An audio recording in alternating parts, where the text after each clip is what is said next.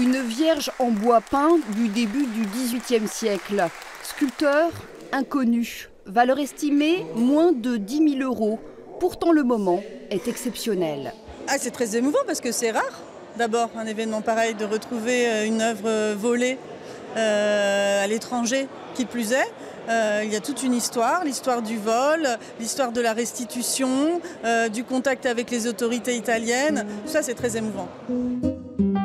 Cette histoire débute en plein centre-ville de Chambéry au XVIIe siècle. À cet endroit, l'hospice de la Charité accueille les orphelins. Voici son fronton orné de notre Vierge.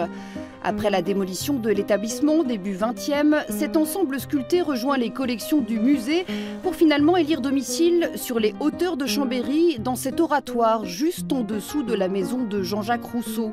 C'est ici qu'elle va disparaître une nuit d'été en 1979, comme en atteste ce courrier du conservateur de l'époque.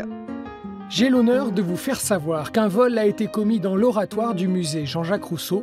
Cet ensemble, dont je vous adresse 6 juin les photographies, avait été classé parmi les monuments historiques le 20 décembre 1911.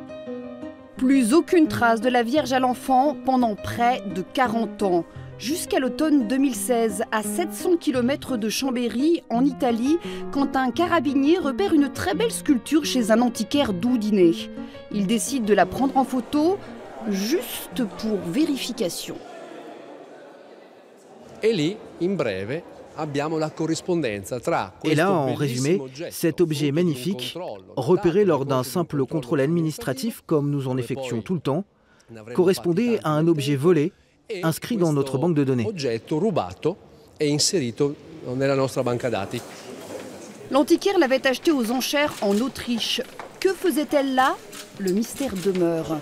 De retour à Chambéry, la Vierge à l'enfant est désormais exposée au musée des Beaux-Arts dans la salle des collections italiennes du XVIIIe siècle.